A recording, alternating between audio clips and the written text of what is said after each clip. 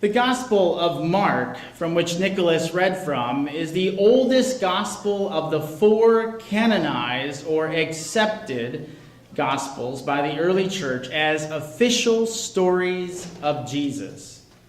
It's also the shortest of the four. The author seems to have been in a hurry to get the story out, if you will. There was no publishing deadline because there was no printing press back then. But it was written around the time of the destruction of the temple by the Romans in the year 70. It was a tumultuous time for ancient Israel, for the followers of the way. It was a horrible time in the life of the Holy Land. Mark, the Gospel of Mark, is also the source for the Gospels of Matthew and Luke. We believe that both of those writers had Mark available to them and then, lavished more words on the story and more details and other stories to create their accounts of Jesus' life. So Mark is the oldest and shortest gospel. Last week we imagined what it would be like if the author was present in our time. What would the writer want us to know? The stuff between the lines? Reading between the lines that we cannot know from reading without the context of the gospel. We are reading through the account of Jesus' last days according to the Gospel of Mark during Lent. I invite you, if you haven't already done so, to begin reading in Mark chapters 11 through 16. It's a good read. Read it once or twice. Read it in a couple different versions if you have those available to you. Dust off that Bible, open up that electronic Bible and read Mark chapters 11 through 16. That's what we are studying through this time of Lent as we experience the last week of Jesus' life. We began with learning about the dual entry into the holy city of Jerusalem of Jesus, hailed the leader of the Jewish resistance movement in an organized and planned march into the city, and the Roman governor Pontius Pilate, with an army of soldiers ready to pounce on any perceived insurgency or threat to the empire. All of this happening during the often emotional festival of Passover. That's how we started the story last week. And that brings us today to Monday of Holy Week. For some, this story rakes against everything they believe about Jesus. Good shepherd Jesus. Healer, welcome the children on his knee, Jesus. Teacher and performer of miracles, Jesus. Suffering servant who dies demonstrating God's love and grace, Jesus.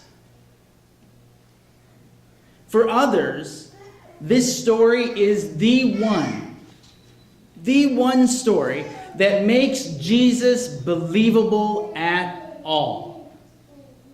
Believable at all. Makes Jesus authentic and capable of being followed.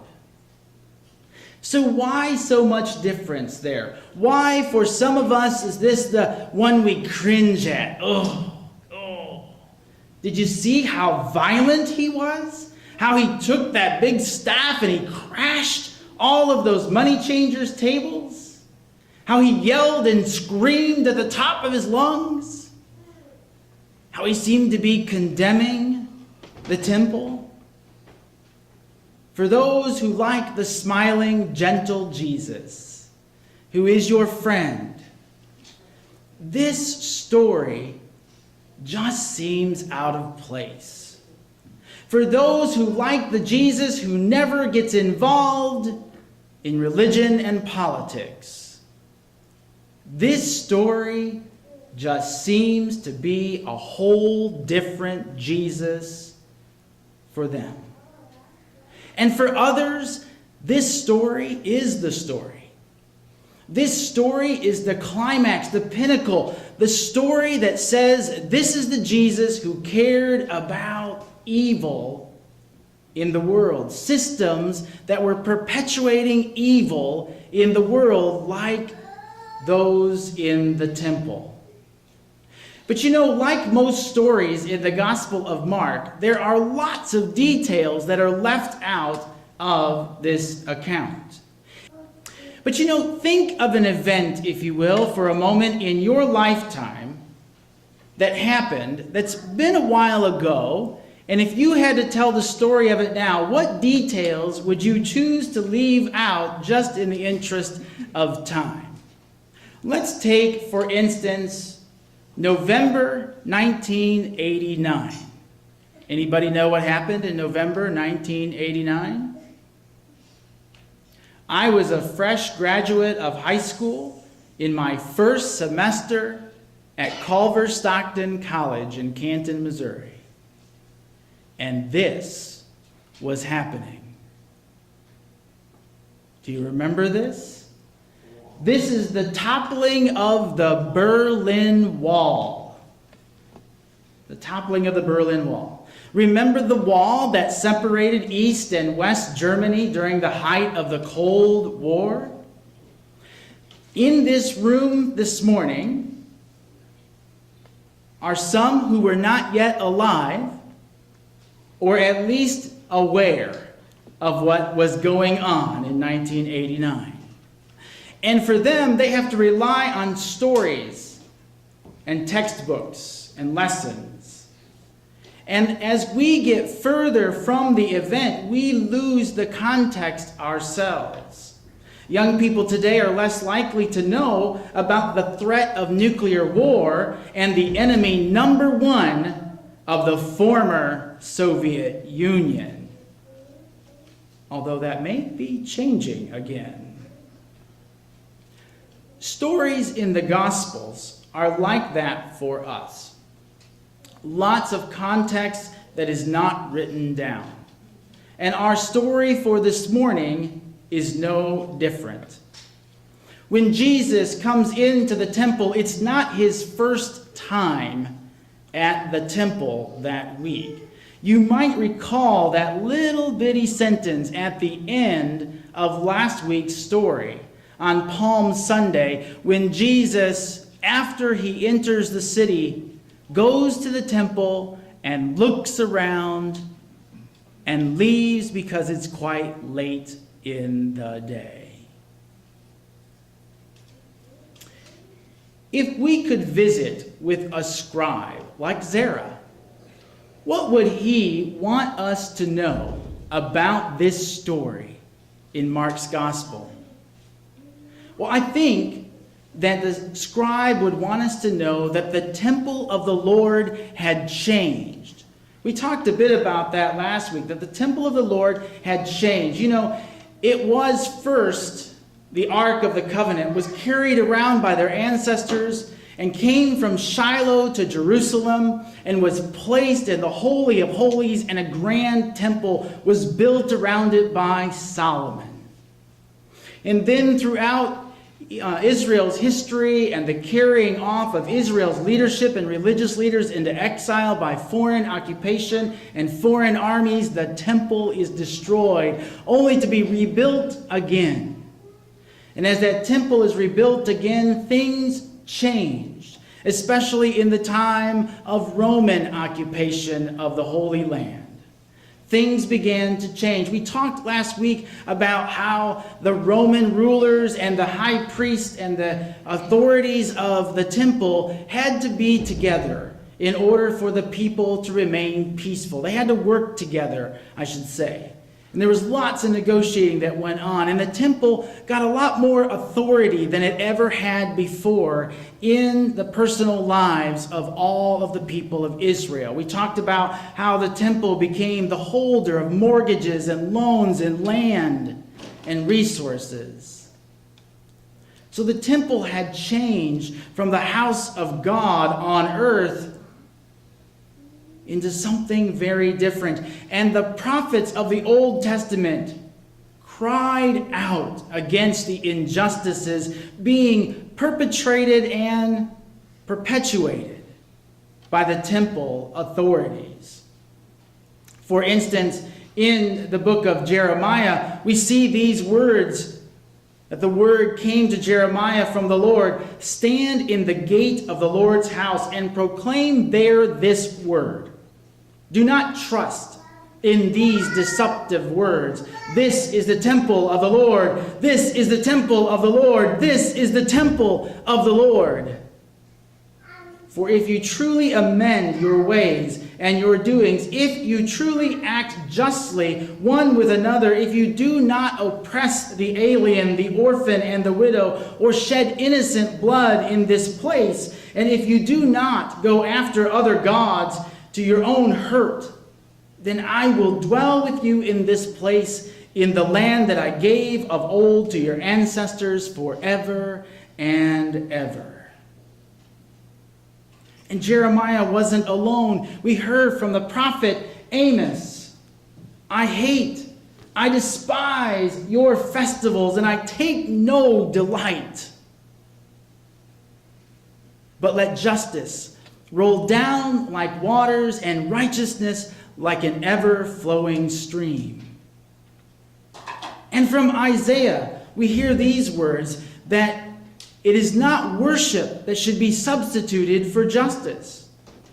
Isaiah says, wash yourselves, make yourselves clean, remove the evil of your doings from before my eyes. Cease to do evil, learn to do good, seek justice, rescue the oppressed, defend the orphan, plead for the widow. Now, to be clear here, I think a scribe would want us to know that Jesus wasn't necessarily actually cleansing the temple when he let go the animals and he drove out the pigeons and the cattle and all of those things. All of those animals should have been there, doing just what they were doing, according to the law of the people, according to their understanding of their relationship with God in that day. That's what the scribe would want to say to us. We weren't doing anything wrong. Not there, at least.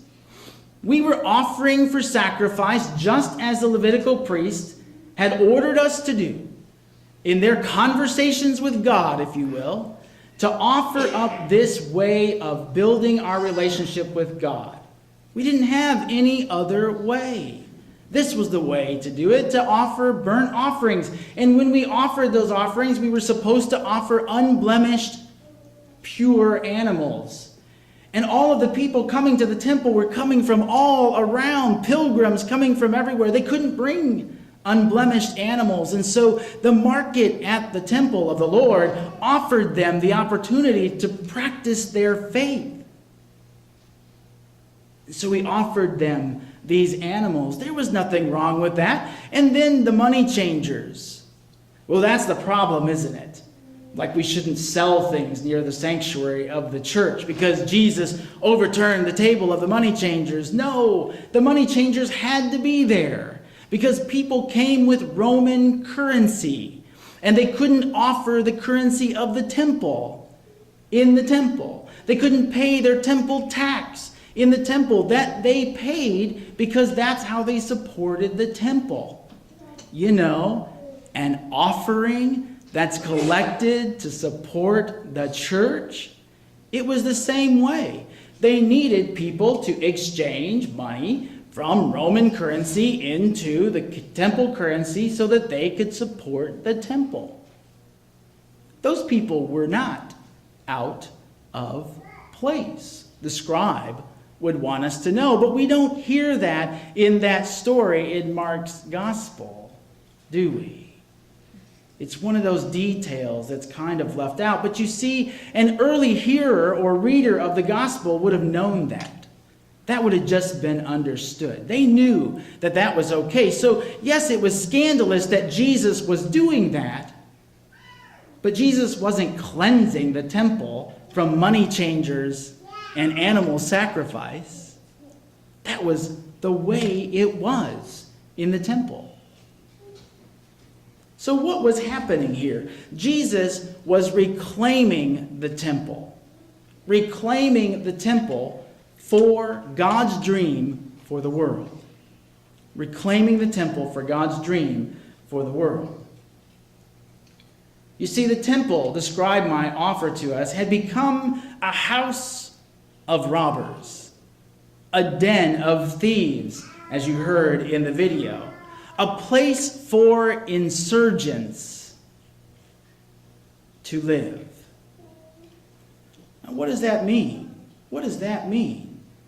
Well, it means that those who were trying to resist the Roman Empire, the leftists, the bandits, the rebels, the freedom fighters of that time, were hiding out in the temple. You see, the temple was under a lot of stress.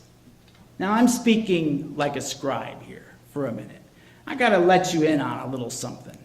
The temple was really under a lot of stress. If you think the church facing the decline in population and aging in the pews is stress, you should have had the stress of the Temple of Jerusalem in Jesus' day. Here we are, the religious authorities, the only authority for the people of God, trying to hold everything together.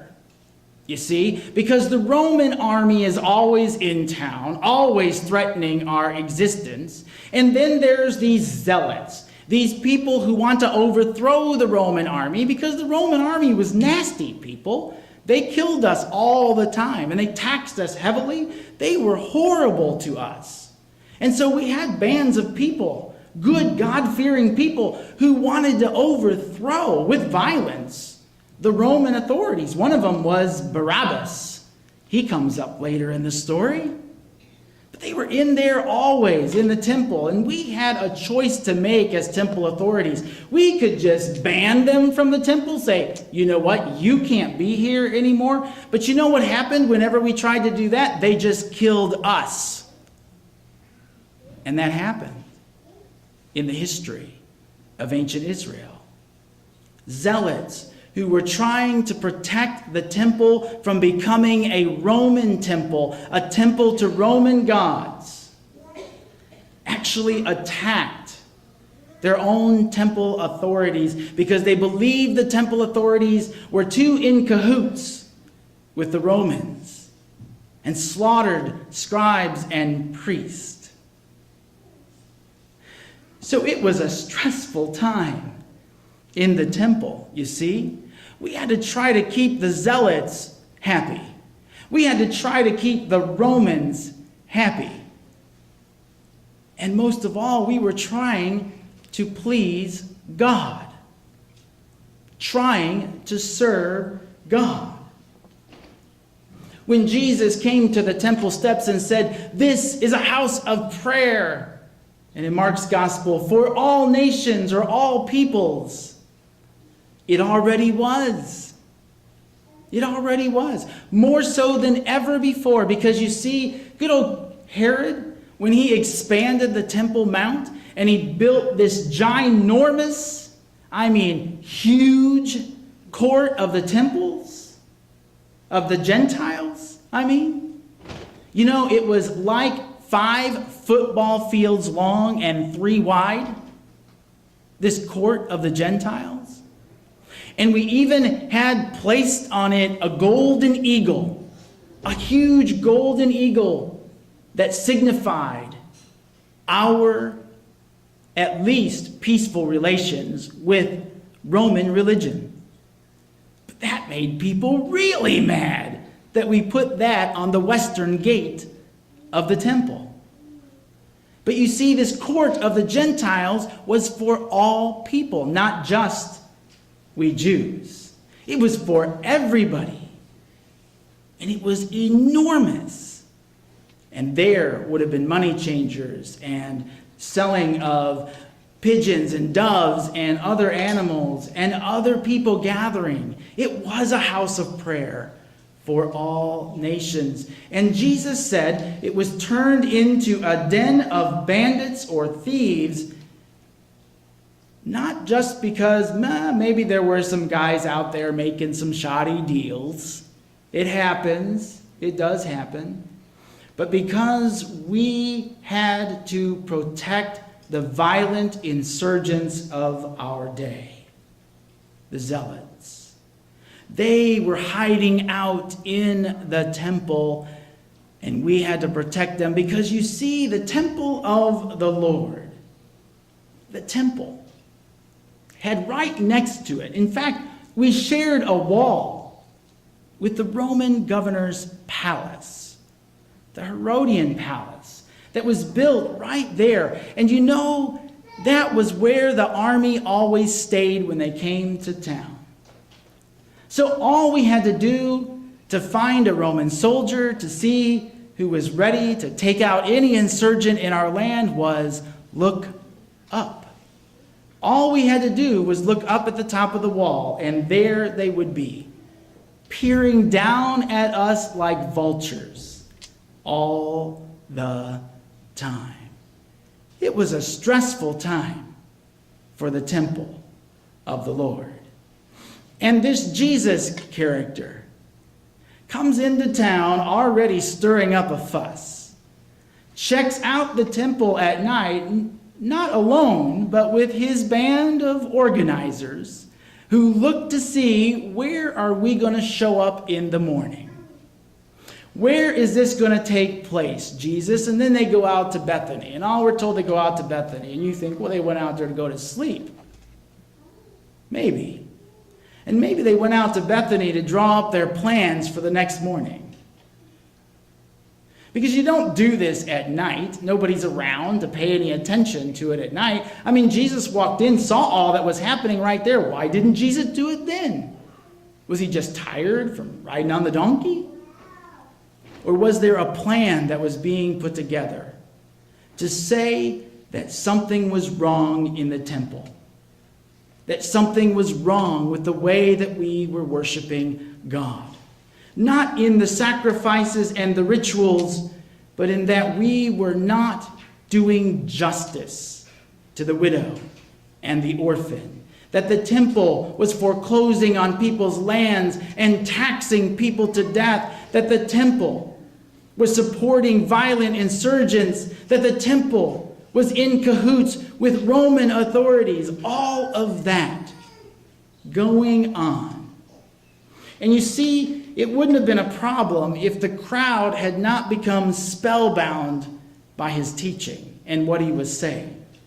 You see, we could have just rushed him off and stoned him to death and said to Pilate, "Don't worry, we took care of him." But the crowds grew. The crowds kept shouting, "Hosanna! Save us, God!" The crowds that came with him, the organized crowds that helped this happen, all in favor of this Jesus guy.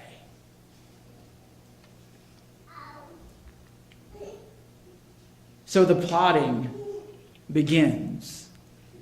Zerah, the scribe, and the chief priest get together and say, we've got to get rid of this one. We've got to put this one down. Because if we don't, the Roman armies are going to destroy this temple again and execute us all. Everyone. The zealots are going to get a hold of him. Somebody's going to get a hold of him. And it's going to be a mess. The plotting begins. But then there's this little story that wraps around the story in the temple. When Jesus gets up on Monday morning and walks into town from Bethany, he sees a fig tree. And Mark does a good job by telling us it's not in season like our trees are right now. You couldn't go out to an apple tree and get an apple right now in this part of the world, right? So the fig tree is in its dormant season. Jesus walks up, he's hungry, doesn't have a fig, he curses it. Says, "You're never going to bear fruit again." And at the end of the story, they walk back by the fig tree and they notice that it's died. What is that about? What is that about? Well, the first readers would have known that Passover happens about this time of the year in March or April. And it's not the season for figs. So what did the fig tree do wrong? It's just a fig tree. It's just doing what fig trees do. Was Jesus really that hot-headed at that moment that I'm just going to curse everything in my path? Was he having a daylight savings time day? What was going on with the fig tree? Or was the fig tree just a symbol, a parable, if you will, about the temple of the Lord that was supposed to produce good fruit for God, but was no longer doing that? Because Jesus is going to say tomorrow on Tuesday of the week, Jesus is going to say, destroy this temple and I'll rebuild it in 3 days. Well, we know he wasn't talking about the stone on top of stone, and neither was he talking about the fig tree. But he was talking about the people of God. And ouch, that means you and even me. In season or out of season, Jesus, God, expects us to produce fruit, good fruits, generosity, compassion, gentleness, kindness, forgiveness, mercy, justice, reconciliation, the fruits of the Spirit. And so the question we have as we continue through this Holy Week experience is, when Jesus looks at this fig tree, what does Jesus find there? When Jesus looks at this temple of the Lord, what is Jesus finding here? Let's pray about that in the week ahead, shall we? Amen.